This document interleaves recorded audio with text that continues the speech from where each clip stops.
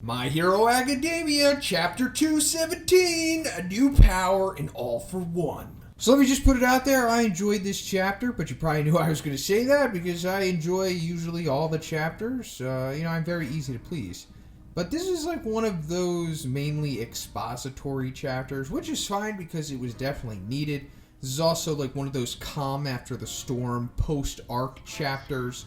So it was a nice refresher, a nice palate cleanser, I'll say, because after this, we're going to be going on a break next week, and then likely the next arc is going to begin.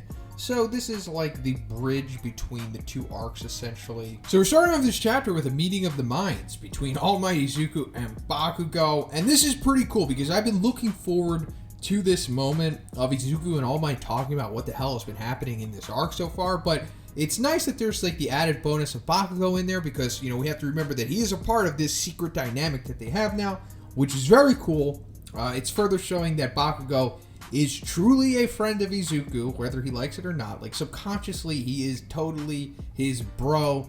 I mean, why else would he be here?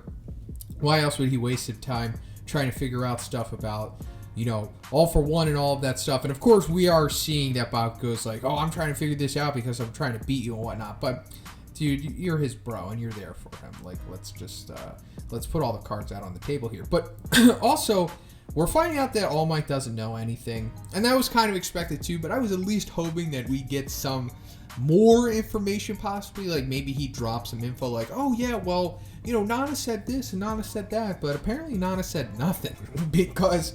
yeah, not even Nana was able to tap into the vestiges, which is interesting. And it's also interesting that not even All Might ever experienced this, because if there was anyone who was using the One for All to tap into the vestiges, you'd think it would be All Might, since he's like the prodigy. He's like the master of One for All, pretty much.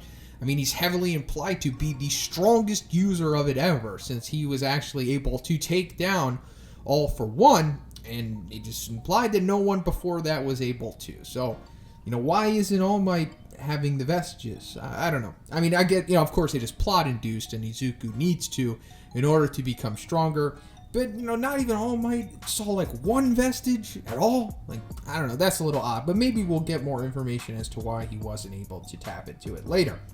But another interesting thing is that we're finding out that Nana's master, or should I say the one who passed One for All onto Nana, was the black-haired user of in the vestiges that we see previously from Izuku. So this is the guy who kind of looks like Best Genius. And we somehow know this guy's name. So I won't say it in this video because it's not revealed in this chapter. And I thought it was going to, because when I read the spoilers for this chapter yesterday, the person who was relaying the spoilers straight up said his name. And I don't know how she knew his name. Maybe there's some kind of other info out there that I'm not aware of, but in this chapter, they don't say his name. They just say a black-haired young guy, or at least that's what All Might says. So maybe they were reading like a different translation, or maybe there's some kind of portion of info in the Jump magazine itself that is not relayed in the scan that I am reading.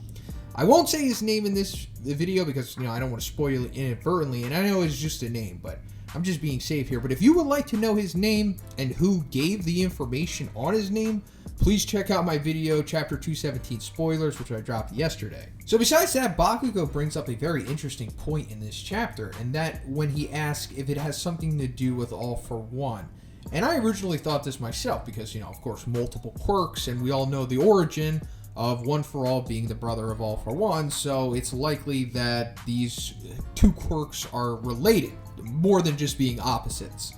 So this could mean like one of multiple things. So either All for One somehow mutated One for All when he gave him the stockpiler, and that somehow manifested into an ability to be able to pass multiple quirks on, or have like the grapevine effect where it passes down. Or this was inherently always in One for All's quirk ability. Like, he can pass on quirks to others, but when he does, the person who receives the original One for All quirk is able to not only pass that on, but pass on their quirk as well. I mean, that kind of makes sense also. We also have to remember that these guys are brothers, So not only are their quirks similar in being the opposites of each other, but it's very likely that they both have the same qualities. Because All for One can also give quirks himself. Like, let us not forget that. Like, he could take quirks and he could give quirks. This is one of his biggest aspects. So it's very likely that, One for All has a very similar dynamic as well. And it's also implied that these are like the two most powerful quirks ever. I mean, they are both coming from brothers, and this is essentially coming down to the good versus evil thing. So, One for All just simply giving a quirk likely isn't all that it is capable of. I mean, it is manifested over time, it has been passed down, but it's likely that this was always a part of it, and it just needed to travel from person to person to fully realize its potential. So after that, we're getting an awesome scene of just straight up character development and bonding between 1A and 1B, because they're like all hanging out in the dorm, and we're seeing like the dynamic between Tetsu and Kirishima, and we're further seeing the difference between their abilities, because Tetsu's like, I can stand heat in my metal state, but there's a limit to how hard I can get.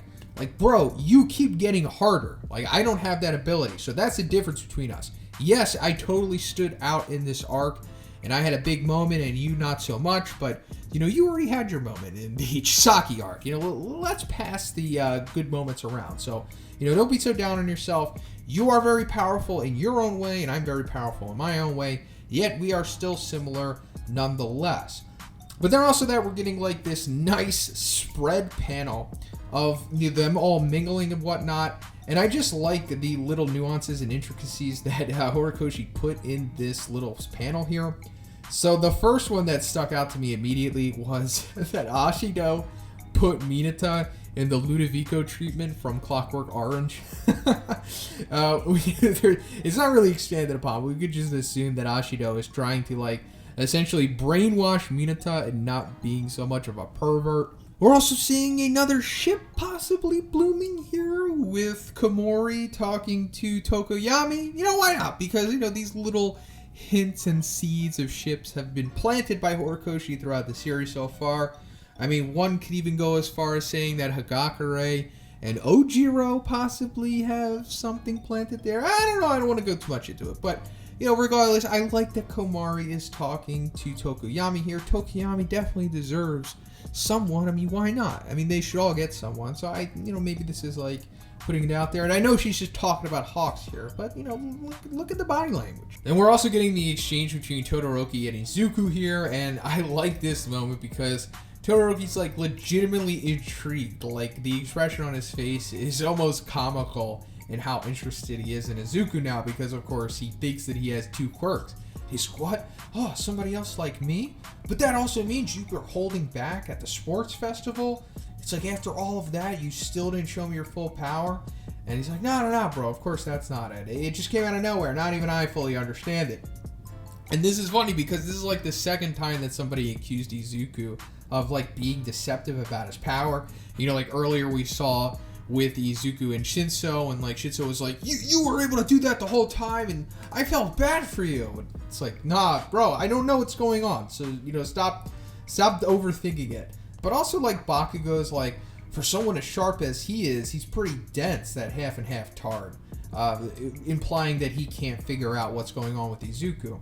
And it's like, how is Todoroki supposed to know that, okay, Izuku is using One for All, and that the vestiges are passing down multiple quirks to him?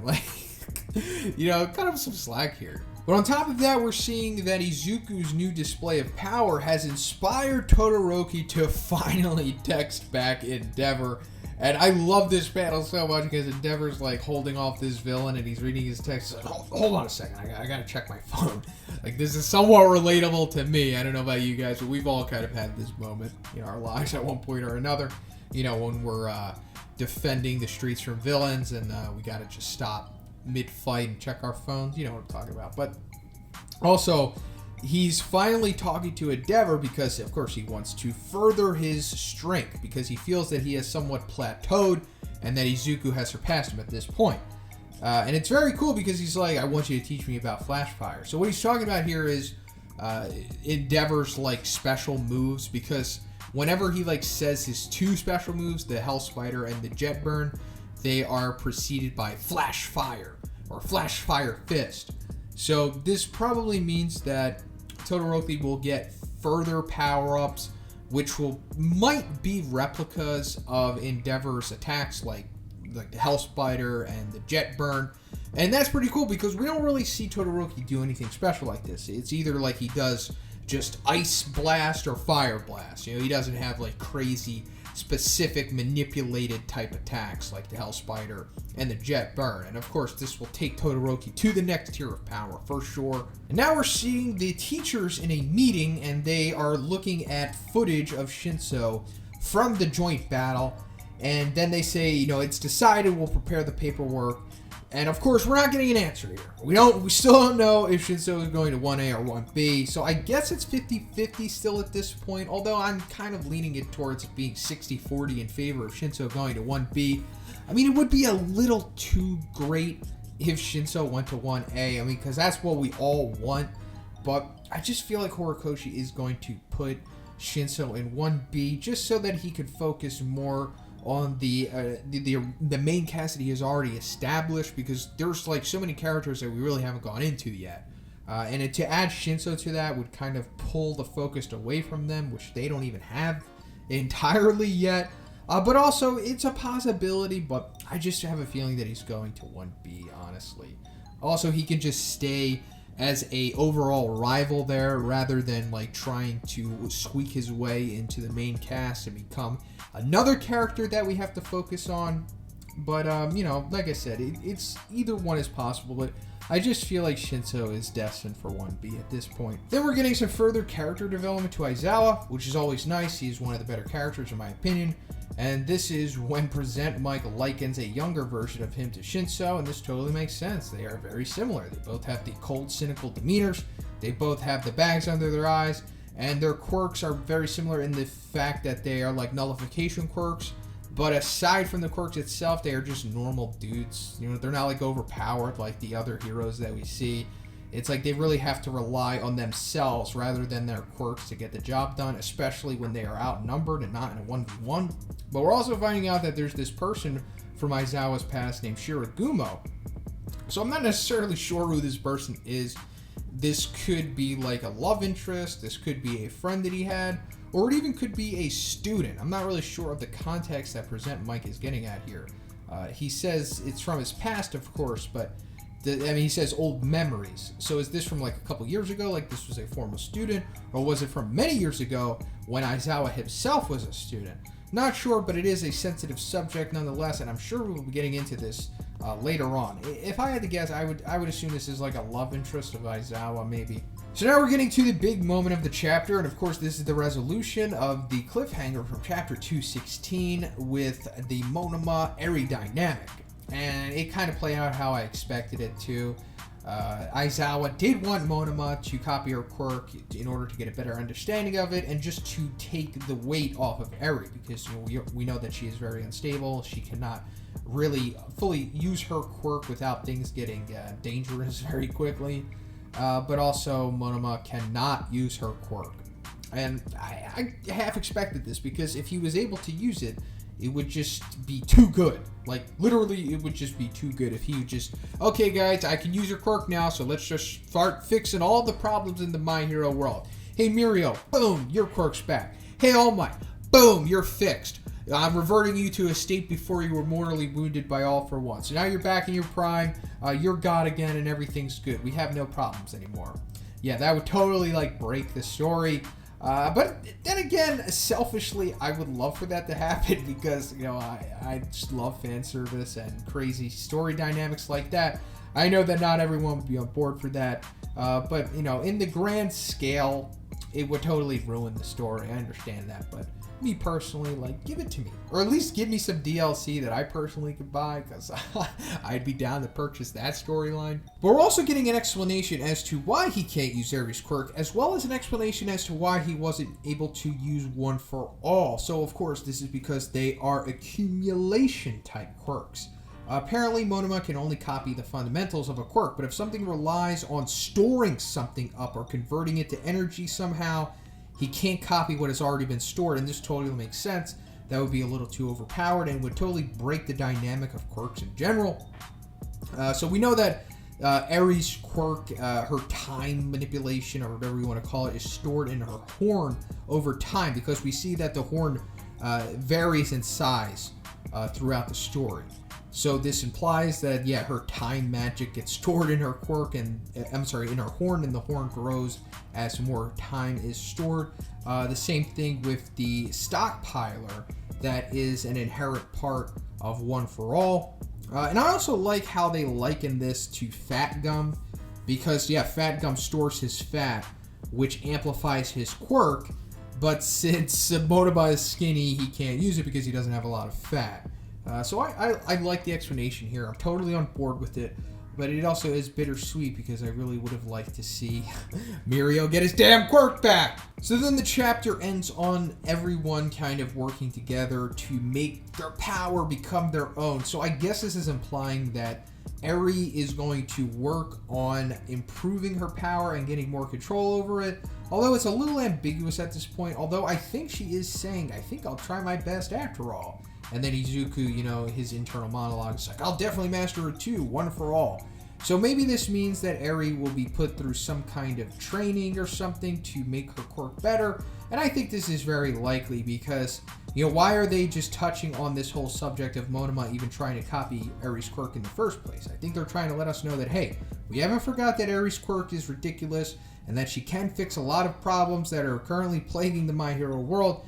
So, you know, she's going to have to improve it somehow, so she's going to be able to have some kind of control over it to further use it. But of course, this is probably going to take some time, and there are going to be like a lot of stipulations to it, because if she could just willy-nilly use her power after like a couple chapters, like I said, we're going to run into the problem of too many problems being fixed too quickly, and a lot of world dynamics being broken, and a lot of established storylines being broken as well. So that's pretty much it for the video today, guys. Let me know what you thought about this chapter in the comments. Where do you think Eri's storyline is going? Do you think Mirio is going to get his quirk back soon? And what do you think the next arc is going to be? I personally think it's going to have something to do with the League of Villains, because that's kind of been part of the course with the story so far. We kind of do like a student-centered arc, and then we dive back into the League, and I certainly hope so. I have missed our bad boys, and I'm ready to get back into their story. Personally, really excited to see what Tomura has been up to. He's one of my favorites, along with Dabi, of course, and Toga, and Twice. You know, I love them all. But let me know what you thought, and if you liked the video, please give it a like. I also have a Patreon. It starts at $2, and it gives you access to a Q&A. And if you haven't already, please subscribe as well. Have a great day, and I'll see you in the next one.